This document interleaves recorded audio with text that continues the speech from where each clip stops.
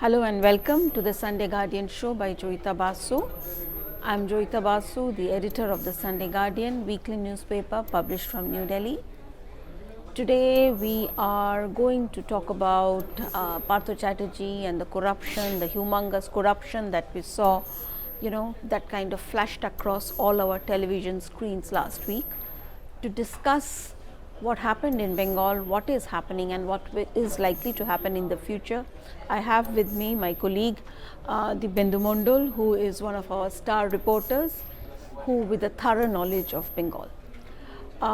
Let me make a start by saying, as a Bengali, I know for certain the kind of emotions that are swirling around the state, because if you look at Bengal, although there is no doubt, there is corruption is rampant in that state. Okay, in spite of that, people have never seen that kind of cash coming out tumbling from the closets of any politician, because politicians are generally more cautious and wary. But what we saw, it was a spectacle that has really shaken Bengal. And you see, the problem that with the corruption that we see in Bengal is, you see it always, if you look at it, if you look at maybe over the last 10-15 years, the complexion of the corruption in Bengal, you will notice something. It is always hitting the common man. It is not like a corruption, the bribe taking in an arms deal or something like that. No, it doesn't happen like that. It is always some kind of a chit fund scam where the poorest of the poor get affected, and as a result of which, lives are lost, livelihoods are lost, people's lives are completely finished. As a result of which, we are talking about, say for example, the Sharada scam, then there is the Rose Valley chit fund scam, and now this particular scam, as a result of which the cash that you see, if it is, the cash is related directly to the education department of West Bengal, which Partha Chatterjee was heading. Then what happens, all this money has come from desperate job seekers. Okay, and also and the other factor about, the terrible part about the corruption is also, over 507 days, a huge number of young people are sitting on protest, seeking answer that why they have not got a job in spite of qualifying in that school service commission examination. So you see, so ultimately this corruption as well, it is hitting the heart of the Bengal, it is hitting the core of Bengal, it is hitting the common people. And there's something terribly obscene. As I do not live in Bengal anymore, but when I go back to that state, I see the kind of joblessness that is there, how people are desperate to earn, just to eke out a normal standard living. And there is no job in that state, there is nothing happening, that state is dying, financially it is dying. People in droves are moving out of that state, and to find in that state that there are some people who are sitting literally on mounds of cash, that is something terribly obscene about it. So let us discuss this. Now Dibyendu, I want to ask, there's of course a political angle to it, because this is going to also affect a lot of people politically. So Dibyendu, I want to ask you, why is it that Mamata Banerjee, the chief minister of the state, was so silent this time when it comes to because we have seen her, how volatile she gets, how voluble she is. We remember what happened in the Rajiv Kumar case, that she would not let the CBI question. She sat on a dharna, but this time she was absolutely quiet. What do you think happened? Right. So basically what this time happened was that Mamata Banerjee was unable to do anything what she did like in the past. For example, as you said, during when the CBI knocked the door of Rajiv Kumar, who was one of the key accused in the Sharada Chit Fund scam. Also, just before 2021, somewhere in the month of May 2021, when the CBI had got hold of one of its MLA and two of its ministers, Mamata Banerjee literally went with her army of TMC cadres into West Bengal CBI headquarters in Nizam Palace, and she literally sat on a dharna. But this time, as you said, the filthy amount of money that came out from the close aid of Partha Chatterjee's house was something that Mamata could not take a stand, because if she would have taken a stand this time around, people of Bengal would have never ever have accepted her stand if she would have taken a stand against the ED, or for that matter the CBI this time around. Also, I would like to also tell you about, she has a national ambition, and she can't be seen protecting her corrupt minister who had been involved in this corruption, and seen with so much of cash tumbling out of their closet, one flat after the other. It was not just one flat. There are ED raids yesterday have also shown that huge amount of gold was recovered from another flat of Arpita Mukherjee, and this time around she did not have a face, and also let me tell you, like, she literally lost the plot this time, and Abhishek Banerjee had to literally come in, try to do some sort of a damage control for the Trinamool Congress. Also, the Trinamool Congress as well as Mamata Banerjee is trying to divert the attention of Bengal and the Bengali media and the people of Bengal by doing certain things. For example, Abhishek Banerjee meeting the SSC aspirants who have been sitting on a dharna for, as you said, for 507 days. So what took Abhishek Banerjee so long? What took him 500 days to go and meet the aspirants? Why did he not meet them earlier? The demands were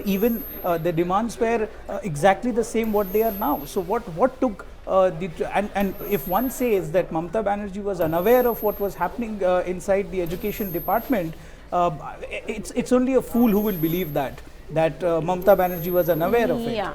Okay. You see here, once you talked about Mamata Banerjee having national ambitions, we all know that, and what is going on in Bengal is that, when all these people, there are some people surrounding her. And if you go to the streets of Calcutta, for example, and you talk to the Trinamool cadre and all, they actually believe that Mamata Banerjee is going to be Prime Minister in 2024. Now, what has happened is that it's a different matter. Logic does not work with them.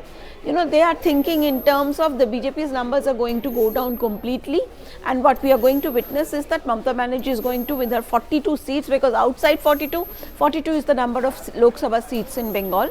And outside 42, she cannot possibly win because she does not have any presence. Even in Tripura, she has zero presence. As a result of which, the cadre and Trinamool members, they say she is going to become Prime Minister by winning all 42 seats, and through, as it happens in coalition government, anybody who can get a certain number of seats, that they will be supported by other parties and she will become Prime Minister. Of course, they are taking in terms of BJP's numbers completely going down to the level of maybe 100 or even less than 100. That is what their logic is. But what they do not understand, that you see, what has happened this time is this kind of an exposure, this kind of an expose on a corruption where you see it's actually mountains of cash and gold, and apparently we are talking in terms of 1,000 property worth 1,000 crores and God knows what. That kind of, when you have corruption for all to see, to flash across the whole nation's TV screens, it's very difficult to recover from that kind of a sinkhole the party has gone into. Whichever be the party, even if we assume that the BJP seats have gone down and the Mamata Banerjee is in a position to get support from other parties and all, will that actually happen? Because you see, with this kind of, nobody would like to be associated with anyone who is seen. It's visible, certain corruption deals, there is controversy over it and it continues. Here, it is basically poor people's blood, That is what we are seeing Right. flashing across our screen.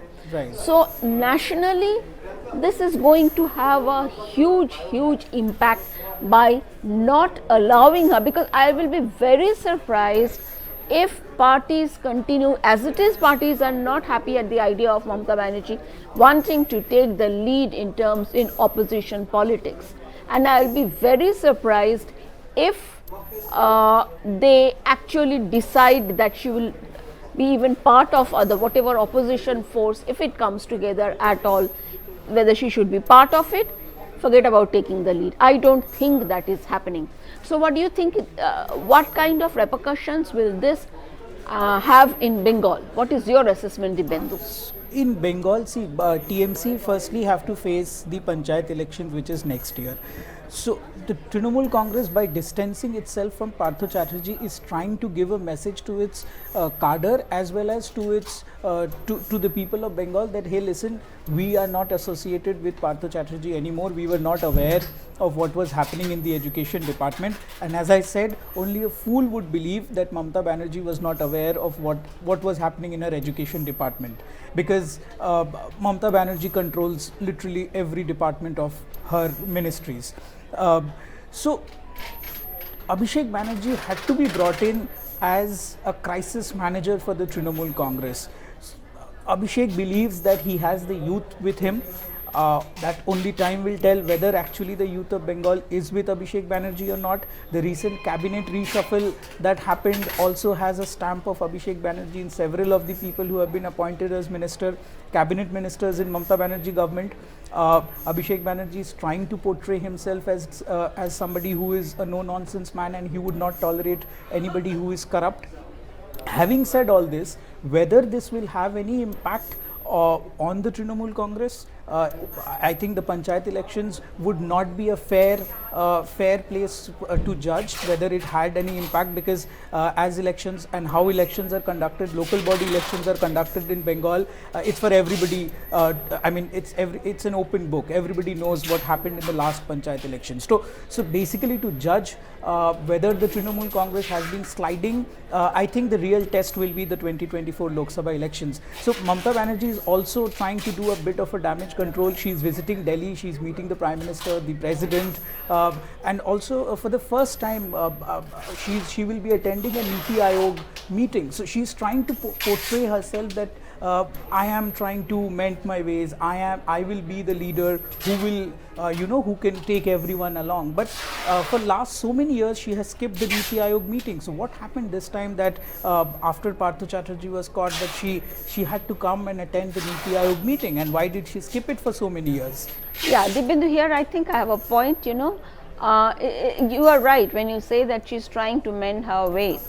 Because you see, she realizes that she is really in the back foot, and I don't think she has realized that she is not going to get any support from the people of Bengal. You see, Bengalis are very resistant to change. Absolutely. So when you look at the political history of Bengal, one of the reasons why the left survived for such a long time was because, for 35 years, was because Bengalis were not sure whether they could give their state to any other party, and Mamata Banerjee also took a long time.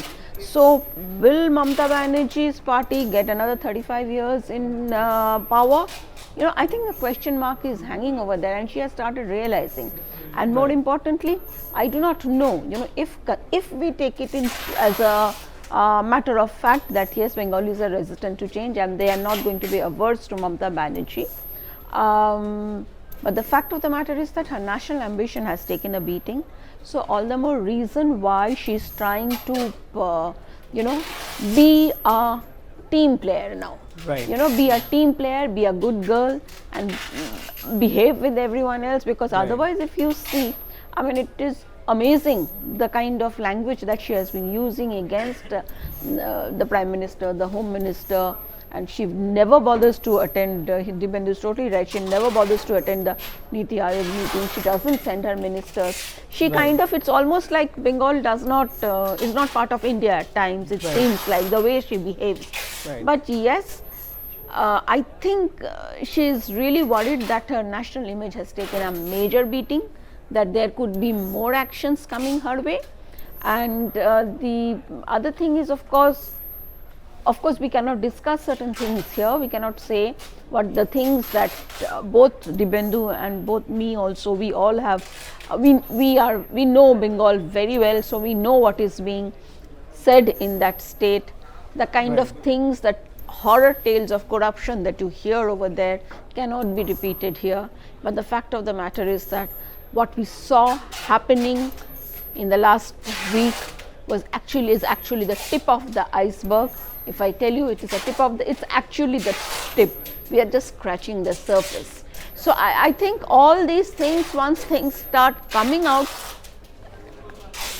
I am expecting some kind of change in the political discourse of the state also. I'll just quickly take 30 seconds to add from your change. What Bengal is perhaps lacking at this moment is a strong opposition. BJP is not being able to play as a strong opposition. Had it been Mamata Banerjee in the opposition today, and had BJP or any other political party been in government, and this kind of filthy wealth would have been discovered from a close aide of a cabinet minister, she would have gone to the streets and sat, and she would have brought the state to a halt, grinding halt, I would say. Look what BJP is doing.